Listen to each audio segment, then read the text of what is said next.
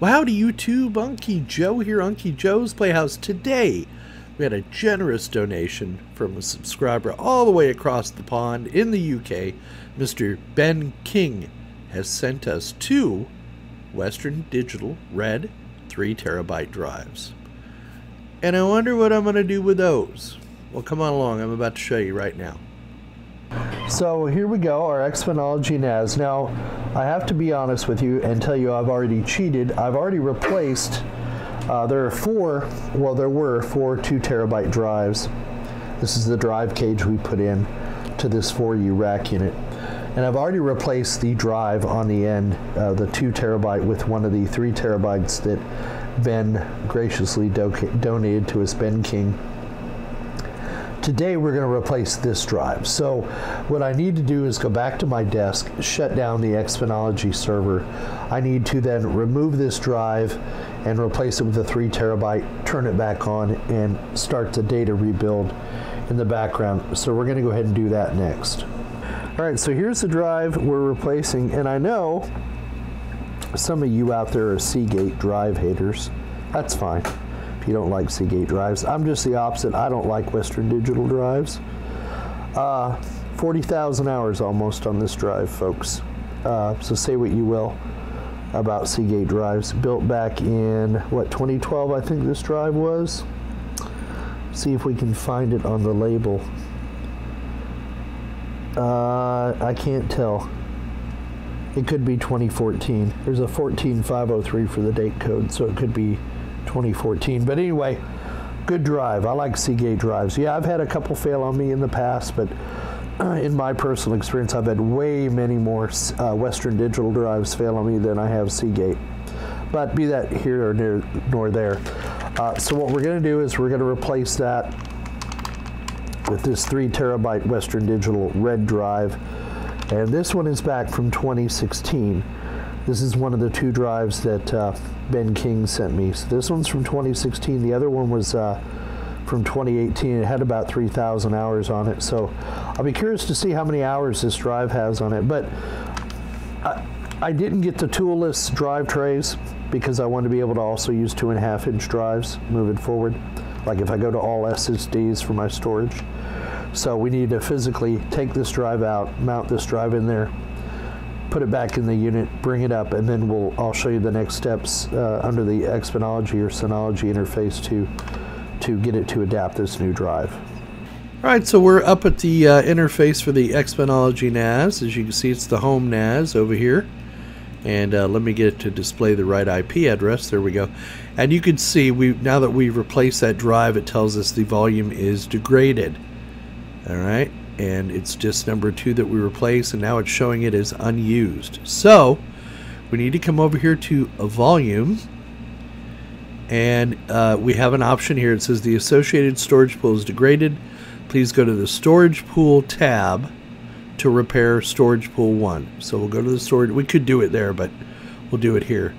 So what we're going to do is, now you can see that disk 1 is the 3 terabyte I replaced earlier. The disk 3 and 4 are the 2 terabyte drives, and then we have another well, it doesn't show the other disk, but I'm going to come up here to action, and I'm going to go to repair, and now we'll see the new Western Digital 3 terabyte drive. So I'm going to go ahead and select it, click on next, and it's warning us that all data on that drive will be erased. That's fine. We'll click OK, then we'll click apply. And then it will begin the long, drawn-out process of rebuilding the drive array in the background. And when it's all done, we'll have more space. So you see it's now initialized that drive, and it's now starting to repair the array.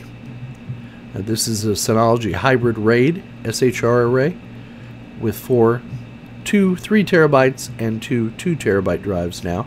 And then we'll get around to replacing these other 2 drives as well, because they've got a lot of miles on them. Now, what I'm curious about is how many hours does that drive have on it that Ben just sent me. You can see on this drive, this is the first one he sent me, that already had about 3,000 hours on it. So let's go see what this older drive had on it. Let's go to its health info. And you see it's got quite a few more hours, got 23,009 hours on it. But still, it's not a bad drive. It's in good shape. I've got no errors on it. So now this will be definitely the true test of any hard drives. When you put it back into an array and start rebuilding the parity, if a drive is going to fail on you, this is when it's going to do it. So this is kind of a critical time while it's repairing the parity consistency. And keep in mind that your Synology NAS is going to run quite a bit slower while it's doing this in the background. So this is going to take hours and hours to complete, but we'll come back when it's done and we'll see if there's any difference. So here we are. It's actually, oh, I don't know, 4 to 6 hours later from when I initially started this video. So this is my home NAS, my Synology NAS. It's actually Exponology, but we'll just say Synology for the sake of argument. As you can see, our size has now increased to 6, almost 6 terabytes of storage. Thank you, Benk King, again for that gracious donation. We put those hard drives to good use, as you can see. And yeah, I'm not opposed to Western Digital hard drives, especially when they're gifted to me. So say what you will, but let me come over to Storage Manager so you can see for yourself. There's our storage space. Let me expand this out a bit. So we have a total storage space of 6.3 terabyte. This is running SHR1 data protection and 1 disk fault tolerance, and it's running the BTRFS file system, Butter file system. And as you can see, my drives are all healthy. My array is healthy.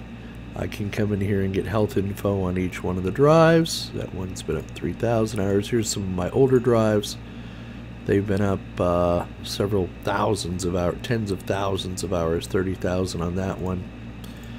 And let's see how many hours on this one, 28,000. So these will be the next two I replace eventually. But you know, one of the ones that Benk sent me already had 23,000 hours on it, so it's seen some good use.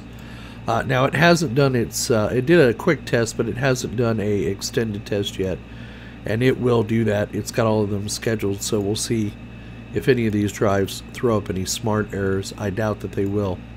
Now, you know, I get a lot of people asking me a certain question, and that question is why don't you go with FreeNAS? Why are you so gung-ho about Disk Station Manager on Synology?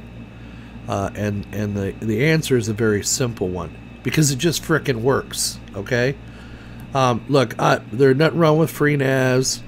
People tout the ZFS file system all the time. My own personal opinion, I think FreeNAS is a pig on memory. Yes, I know it needs that RAM to do what it's doing in the background with the file system. Make sure you don't lose files. You know, I back up my files. Yes, any file loss could be catastrophic, and I'm not downplaying the fact that, you know, it could lose files. But let me tell you, there's a lot of people out there using these Synology NASs, and if everybody was losing data on them, you would know about it, right? And the other thing is, I have taken drives out of one NAS and put them in the other. I have changed the order of the drives. I have put this thing through its paces, and I have yet to crash. Now, I probably shouldn't say this. I should knock wood. I have yet to crash a Synology NAS. I have yet to crash the data to where I can't retrieve it. Or now, your mileage might vary, and FreeNAS is hard to crash too, but it's also a lot more complicated to use for, you know, the basic user. Look, I just want to get in. My time is precious. I want to get in and I want to get stuff done, right? Don't you? And frankly, that's what Disk Station Manager does best. You get in and get what you need to do done. For example, you know, I've shown you before. You've seen this. I've got my shared folders set up here. I got my file services here. I've got users, groups. I integrate with my Active Directory domain controller. You've got external access if you set that up. You've got DHCP server built in if you need one. You've got wireless. If you had a wireless controller, you could use it. You can secure your NAS. You've got the info center, which will tell you all the specs of your NAS. You can choose themes, your regional options, blah, blah, blah. But the thing I like best is the package center. I mean, this thing does just pretty much everything, you know? Any package you can imagine is available for you to install and run on the Synology NAS. So when people go, FreeNAS is free, I go, yeah, it's free. It's hard to set up. It's hard to configure initially unless you know what you're doing or you have some guidance. And frankly, I've set up the Synology NAS from the first time without any assistance. It's got a virtual machine manager. It's got all these click to install applications. It's got a web server. You can do multi-web hosting. You can do Docker containers. I run my Unify now, my Unify software in a Docker container. And yeah, I know you can do all this stuff under FreeNAS, but you can't do it like this, baby. So when people go, why are you so hung up on Synology? This is what you're paying for. When you buy that $500 or $600 box, and some of these boxes are as low as $200, this is what you're paying for. Not the plastic and the hardware inside, because anybody can do that. What you're paying for is this software. And to me, it's worth every penny. So please, for the love of God, stop asking me why I don't run FreeNAS, okay? It's perfectly fine if you like it and other people like it. That's great. I just have no use for it in my environment. Now that might change, you know. They're doing some nice changes to FreeNAS, but I know Synology is rock solid, and I use it because it's rock solid, and I will continue to use it because it's rock solid and it's easy to use.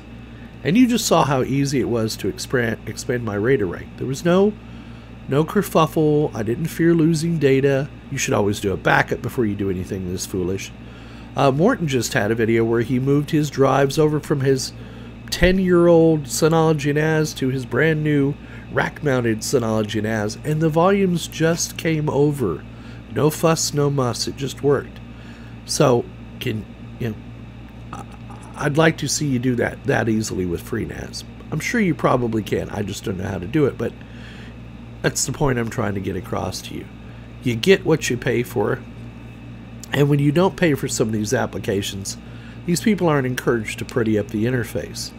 The only reason FreeNAS is updating the interface now is because they've been so far behind on the interface front, and they're just basically, some of their improvements in the FreeNAS interface are great, but some of it's just lipstick on a pig.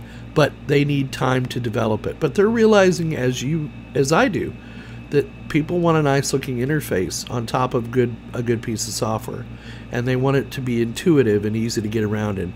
And that's the problem with a lot of open source software. It's intuitive to the people that developed it, but not intuitive to the masses, if that makes sense. Now, none of this would be possible. My rant about FreeNAS and my rant about Synology, none of that would be possible if it wasn't for the fact that you folks support me in this wonderful hobby of mine. And I thank you from the bottom of my cold, black, dead heart. I really do. Because without you guys, we're coming up on 5,000 subs. Never in my life could have imagined 5,000 people would find my content interesting. Now, not that many people watch every episode, but there's a lot of people that do, and those 5,000 people I know support me because they bothered to hit the subscribe button. So thanks again. And thanks to generous subscribers like Benk King. Ben didn't have to send me those drives. He did it out of the kindness of his heart, and he shipped them all the way from overseas at his own cost. Thank you, Ben. I'm going to do something special for Ben. I'm just not going to say what it is because I haven't quite figured it out yet. But I'm going to do a special shout out to Ben right here on this video. And I'd like to do something nice for him in the future moving forward. I like to pay it forward, as they say. But Ben, thanks again, man. That was a very generous donation. And like I say, it put a big smile on my face. And look, we got another video out of it, you know? And it gives me the opportunity to show you all how easy it is to use your Synology NAS. And we're going to have some videos, more videos on Synology moving forward. My partner and I are gearing up to do some web hosting and how to set up DNS. And we're going to share these great videos with you as well. Well, I could go on all night, but I'm not going to bore you with any more details. We hope you found the video entertaining and informative. As always, please give it a thumbs up down below. Leave your comments down in the comments section. Subscribe and click that notification bell if you haven't already done so. Come back and see us again real soon. And don't forget, we'll see you on the other side.